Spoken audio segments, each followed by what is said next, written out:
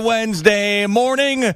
We are inching closer and closer to Giants-Eagles divisional playoff weekend, and of course it's going to be a big topic throughout the show, throughout the week, and even bigger when we get closer to the game, and everybody's excited about the New York Giants in this football game, but I'm feeling excitement with the other team now too, the New York Jets. That's right. A terrible end to the season. Everybody down.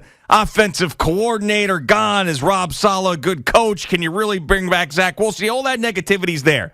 But every single time in the last 3 days that I have gone and read all the sports sites and I'm trying to get ready for the show, I keep seeing a common theme. And now I'm starting to believe it. And that is Lamar Jackson is going to be a New York Jet. And how much fun would that be? CBSSports.com, by the way, and we are on CBS Sports Network, so we're partners. CBSSports.com has most likely destination if he leaves Baltimore. Number one, the New York Jets. Think about that. A former NFL MVP coming in to save the day for the Jets. Yeah, a lot of money. Yeah, you'd probably have to send some picks over. Doesn't matter. You get your quarterback situation solved for the first time in 100 years. Good morning, Boomer. How are you? Good morning, G. I'm doing well. I have a little, you know what I have today?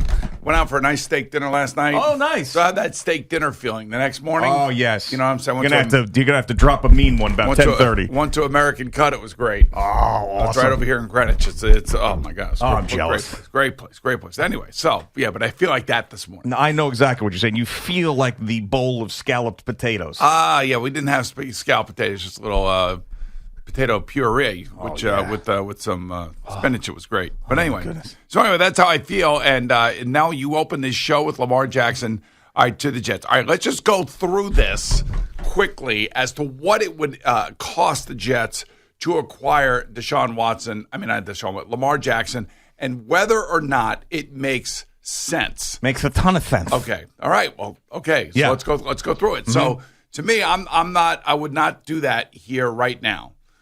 Because I think you have to be honest with yourself about what type of offense are you running. Now, they don't have an offensive coordinator, so that's the one thing. That's a nice check mark in my argument. They can bring in a new offensive coordinator to tailor an offense to get the most out of Lamar Jackson. Yes. Lamar Jackson is an electrifying player. Lamar Jackson is electrifying in the eyes of the players in the league. Players in the league love him. They know that he's embroiled in his contract standoff with the Baltimore Ravens. Everybody in the league wants him to be paid. They think that he deserves to be paid.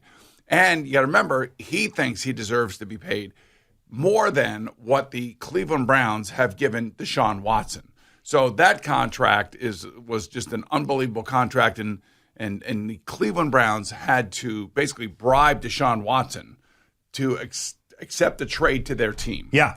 Okay, so and that was for $230 million guaranteed, all of it guaranteed. It was a record-setting and precedent-setting contract. I don't particularly care for the guy who got the contract, but that contract we've never seen before. Steve Bisciotti, the owner of the Ravens, at the time of that contract when it was signed, said this is going to make it really difficult for the rest of us around the league because he knew that he was in negotiations with his MVP quarterback, something Deshaun Watson hasn't won, but Lamar Jackson has. So in order to get Lamar Jackson from the Baltimore Ravens in a trade, this is how I think it would have to happen. The Ravens would have to put the exclusive franchise tag on Lamar Jackson, and that would slow things down. Right, and that is something that he would have to sign. Eventually, if he wanted to be on another team, because you cannot, if that is out there, we saw it with Le'Veon Bell, if that is out there and you don't sign it, I mean, basically after a certain time. So let me finish. Right. So if they put the exclusive franchise tag on Lamar Jackson, which means somewhere about $34 million, sure, would be guaranteed for him next year if he signs that. Now, he's not going to sign it the moment that they do this, and I think they have until like March 7th to do this. And they can negotiate with him now because he's their own player. But they have until March 7th to do this. If they put that franchise tag on him, then they can continue to go through the contract negotiations with him, or they can allow him to see if he can get a trade done, because they'll have trade parameters, to another team. And if those trade parameters are met, then there is a chance that the Ravens would accept the trade. But then Lamar and his agent would have to negotiate the long-term contract extension with said new team. In this case, you're talking about the Jets. So it's going to be a ton of money, and it is going to be a ton of draft picks. Remember, Deshaun Watson got 3 first-round picks from the Cleveland Browns, I think, and 2 fourth-round picks and a third-round pick. I believe that's what the entire compensation was. And, that's all. That is a ton. And I know that Lamar is, an exciting player, but then you have to think about, if you bring him here, what is he doing to the players that are already on the field that are part of the Jets? All right, so first off, the reason why the Texans did this, and of course we thought it was stupid because of what Deshaun Watson had gone through, and it was just crazy that they broke the bank and then broke all the rules with that particular player because he had been suspended and everything else. But the reason they did that was because the Cleveland Browns have had the biggest problem at that position, probably even more than the Jets, in the history of the NFL. They can't get it right. And the owners out there, the coaches out there, the fans out there, they have had it, and they saw an opportunity to get a guy that they believed was going to be a franchise quarterback for over a decade, and they said, we have to do this. Enough is enough with the Cleveland Browns and the quarterback situation. So that's why I'm thinking the Jets have the same mentality. Now, Lamar Jackson is a much better guy than Deshaun Watson is too, and he has an MVP under his belt, and this is why I think that the Jets are going to seriously consider it. And yes, it's a haul, and yes, it's a lot of money.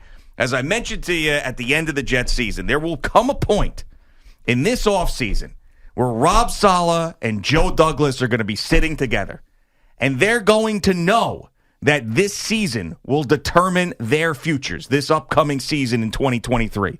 And they're going to look at the roster and say, are we really going to put our livelihood, our jobs, our future on the line and have Zach Wilson driving our bus? No, of course not. But here's the thing. Joe Douglas knows very well all about Lamar Jackson, because remember, Joe Douglas was in Baltimore, then went to Philadelphia. So he's tied into all of this. So absolutely. Nobody knows Lamar Jackson better than Joe Douglas. Nobody. And if he wanted to go for this, Woody Johnson would go for it. Woody Johnson would definitely go for it. And the trade, they can make it happen. If, in fact, Baltimore wants to keep him in the AFC, that's the other thing. That's right. Now, Houston didn't care. Houston sent him to an AFC team. But they just were looking at the compensation coming back to them. What was in the best interest of the Houston Texans? And it turned out that they overpaid in order to get Deshaun on both sides of it. I think they overpaid in terms of compensation for Deshaun Watson, and they overpaid in terms of the contract that they gave Deshaun Watson, and that is desperation. There's no question about that. So here's the thing. First I would say this. Who are they bringing in as an offensive coordinator? That's my first question. So I do think if Lamar leaves, that means that what Greg Roman has been doing and working with him might not be the direction that the Ravens want to go any longer. And maybe Greg Roman comes with him. I do think that is a certain possibility.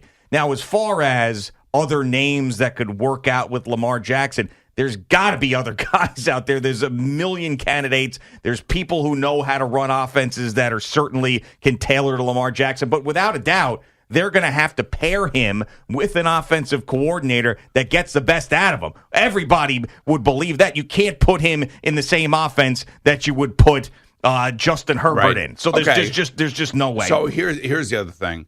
Lamar Jackson has missed 10 games over the last 2 years. He played 12 last year, and he played 12 this year. Right. So there's the injury proponent as well. Now, I did a little comparison, and the comparison I did is to a guy that was drafted in his draft, plays very similar to the way that he plays, and has been extremely successful like Lamar, although he hasn't gotten an MVP. And that's the great Josh Allen for the Buffalo Bills. Yeah. So when I look at Josh Allen and I look at Lamar Jackson from 2018 when they came in the league to 2022, Josh Allen has played 77 games. Lamar Jackson has played 70 games. Josh Allen is 52-24-0. Lamar Jackson is 45-16-0. He's only lost 16 games, which is incredible. It's an incredible number. Lamar completes a little bit more, a better completion percentage. He's got about a 1 percentage completion advantage, is 63.5 to 62.5. But of course, Josh Allen throws for many more yards. Yeah. It was like 6,000 more yards. He's got 138 touchdown passes. Lamar's got 101. They both have a rating north of 90. Lamar has a rating of 96. They both run the ball exceptionally well. Lamar's ran for 4,400, and Josh's ran for about 3,100. So these guys are pretty much comparable when you look at their numbers and their success in the league. The playoff totals: Josh is 4-3, Lamar is 1-3. The numbers drop significantly for Lamar in the playoffs. He's got 3 touchdown passes and 5 interceptions. Yeah, that's a big problem with Lamar Jackson. There's no doubt about it. Right, Talking about Lamar Jackson, the playoff issue, that's a huge issue. So my thing would be, okay, we'll give you the contract that maybe Josh Allen has, and I'm sure that's what Baltimore's looking at. They're looking at a comparable player from the same draft, similar success, similar way that they play.